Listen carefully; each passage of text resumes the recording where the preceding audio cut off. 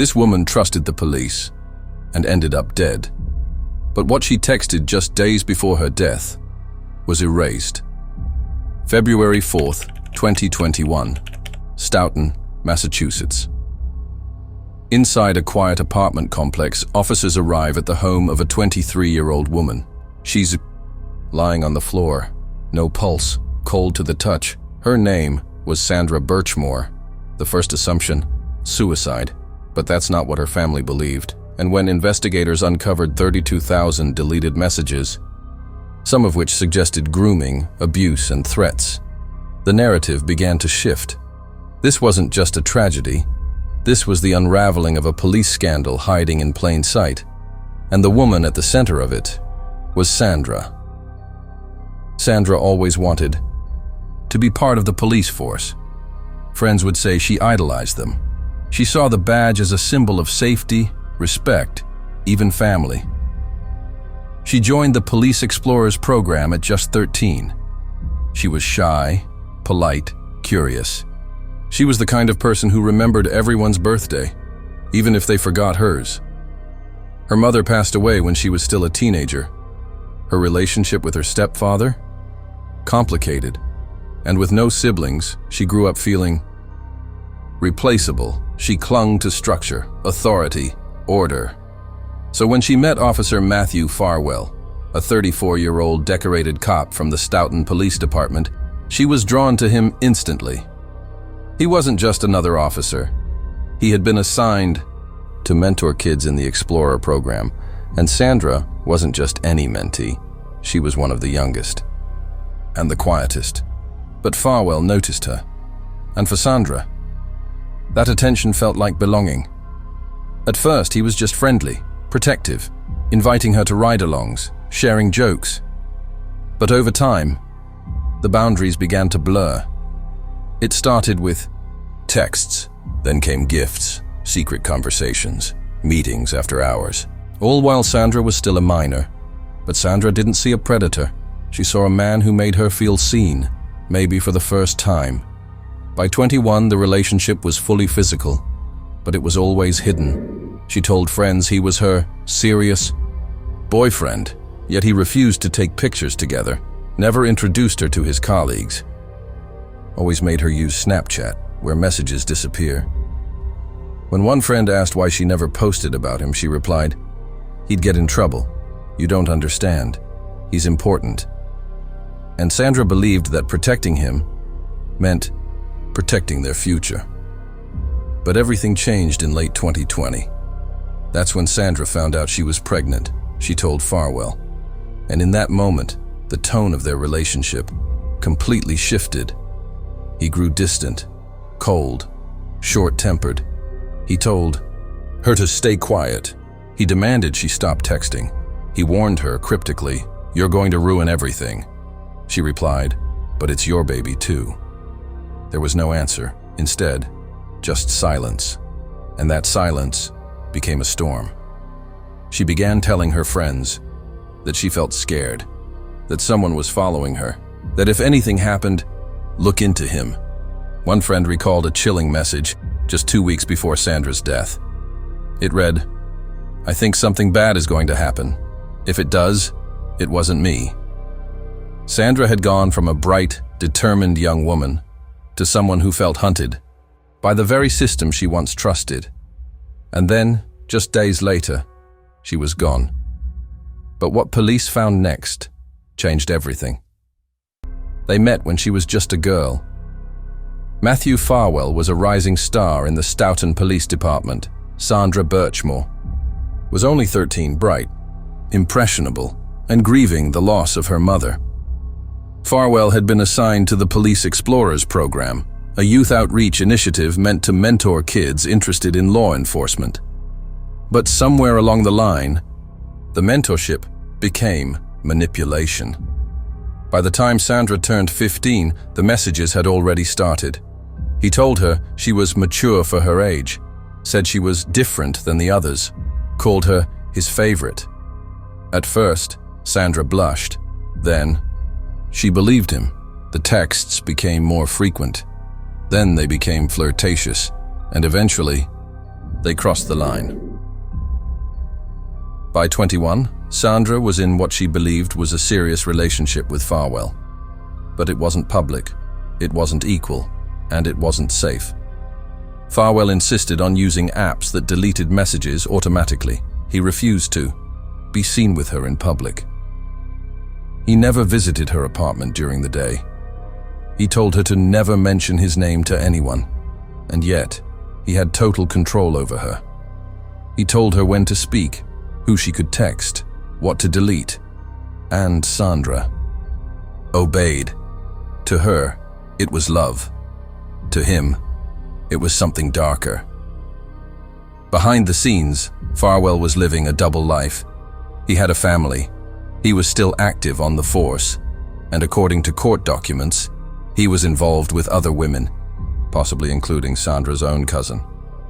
Sandra, meanwhile, had no one else. She had withdrawn from friends, stopped attending college classes, spent most of her time at home, waiting for the next call, the next visit, the next moment of validation.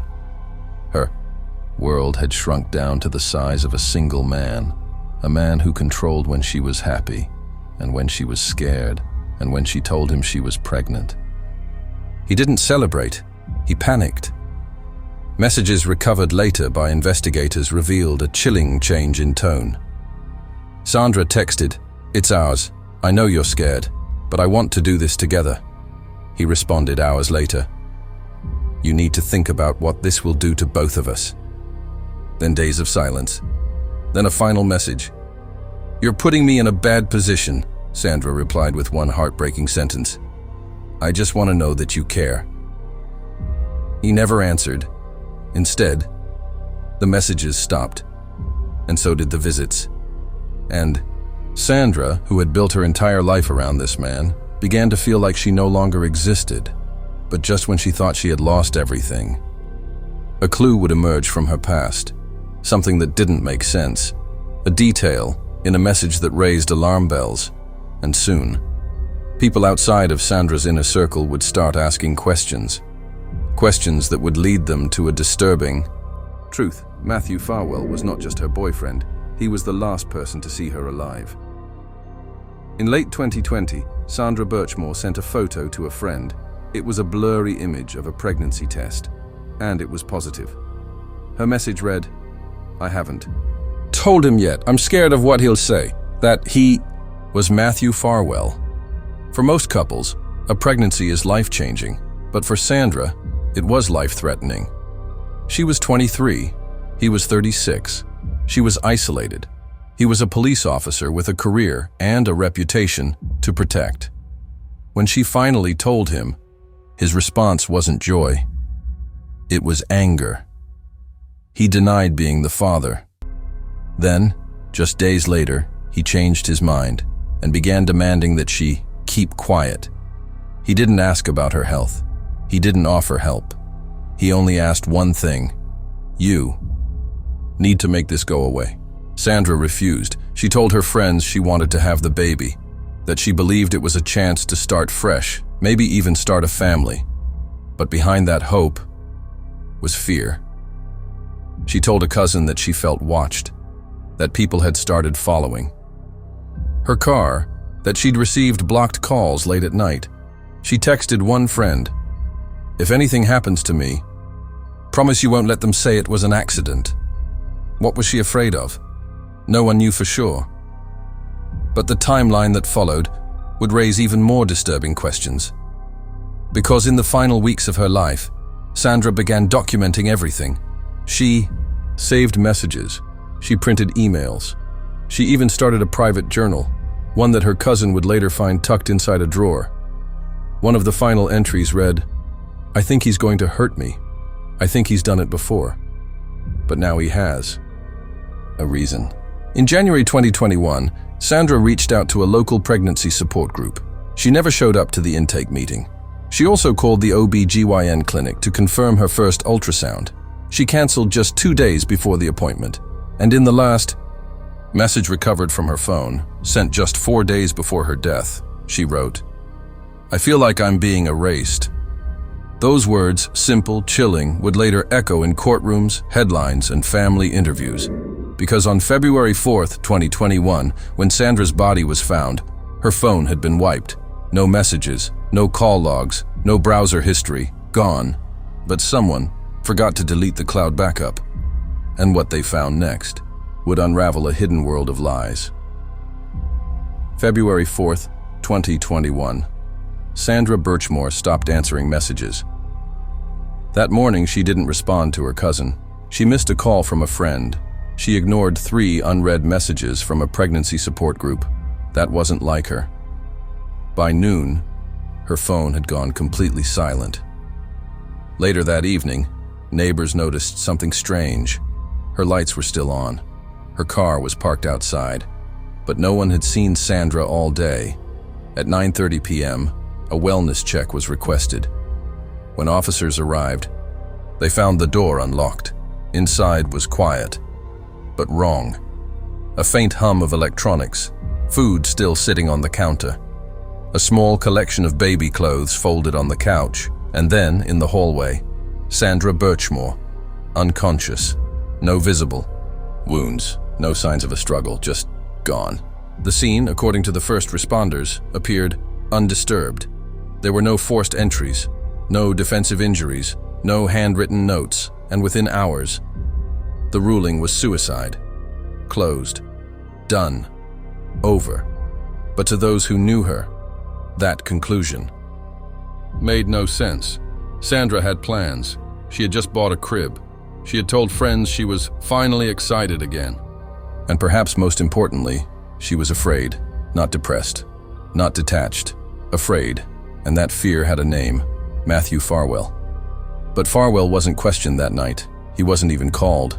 In fact, it wasn't until days later, after Sandra's cousin pushed investigators to check her phone records, that his name resurfaced. What they found was unsettling. On the night of Sandra's death, Farwell had deleted his text thread with her.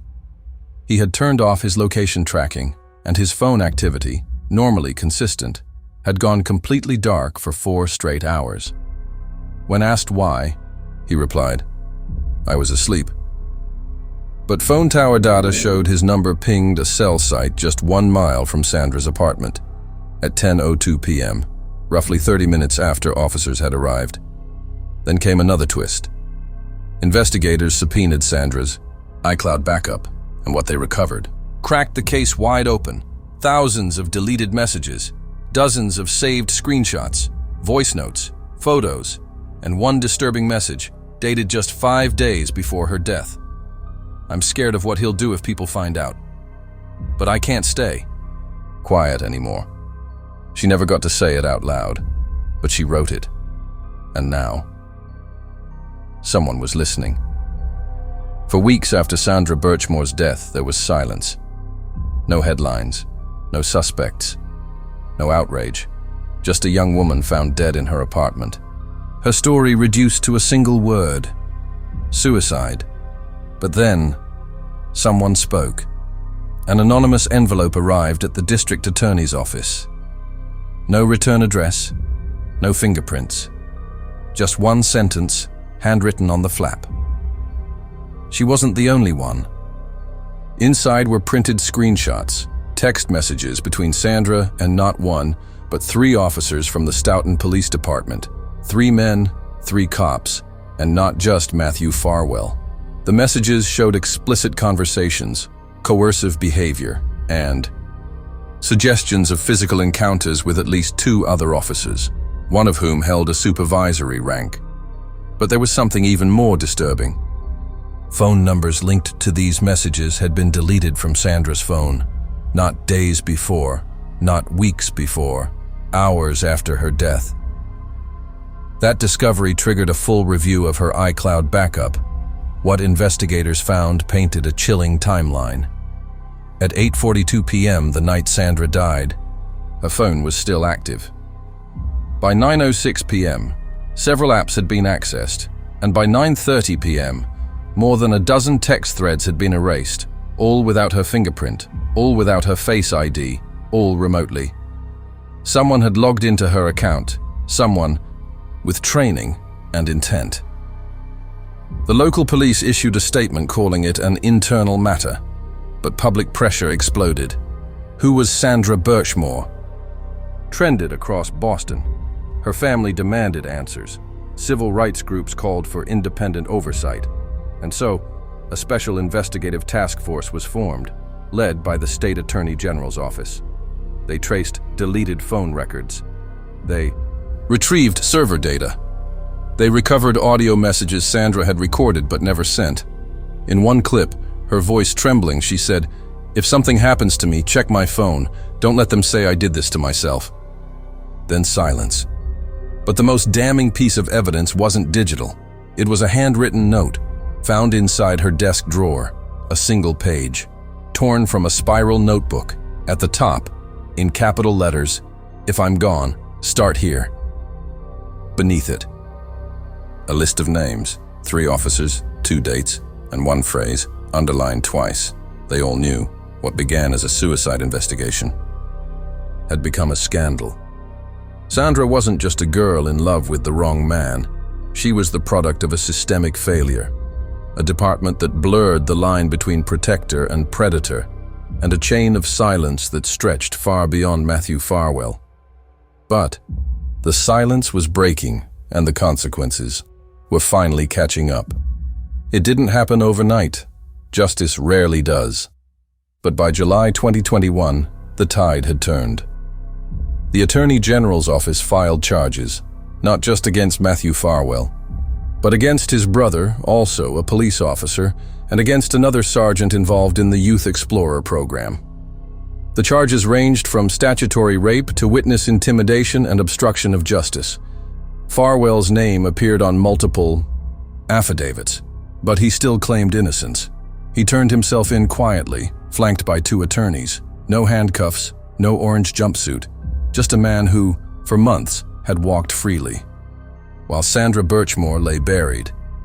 In court, prosecutors revealed dozens of text messages Sandra had saved, voice memos, photos, even a calendar she had kept, tracking every interaction with Farwell. It was meticulous, detailed, and damning. But then came something no one expected. A whistleblower from within the department agreed to testify. He claimed he had seen higher-ups delete evidence, that he'd been told to stay out of it, that Farwell's relationship with Sandra had been an open secret. When asked why he finally spoke out, he said, "Because she didn't deserve to die scared." His words changed the tone of the courtroom. This wasn't just about policy, failures. It was about willful silence, complicity. Then came the most emotional moment of the trial. Sandra's cousin took the stand. She read aloud one of the notes found in Sandra's drawer. "I thought loving him would make me safer. I didn't. No, it would get me killed." There wasn't a dry eye in the room. Jurors looked stunned. Even the judge paused. The message was clear. This wasn't a mistake. It was grooming. It was exploitation. And it was avoidable. The defense argued that Sandra had fabricated parts of the relationship, that she was obsessive, that she was emotionally unstable. But the data told a different story. Her cloud backups, her journal entries, her call logs, her pregnancy. None of it could be ignored. And the more the defense tried to discredit her, the more real she became in the eyes of the jury. By the end of the trial, the question wasn't whether something tragic had happened. It was how many people had let it happen and how long they had known. The jury deliberated for 2 days. On the morning of the verdict, the courtroom was silent. Guilty. Matthew Farwell was convicted on multiple counts of statutory rape and misconduct. His brother faced lesser charges but lost his badge. Other officers were quietly placed on leave, pending further investigations, and the Explorer program permanently disbanded. Sandra Birchmore never got to tell her story in her own words, but in the end, she still spoke. Through journals, through texts, through fragments recovered from a digital cloud, she never thought anyone would read. And because of that, the silence broke. After the verdict, Sandra's family stood outside the courthouse.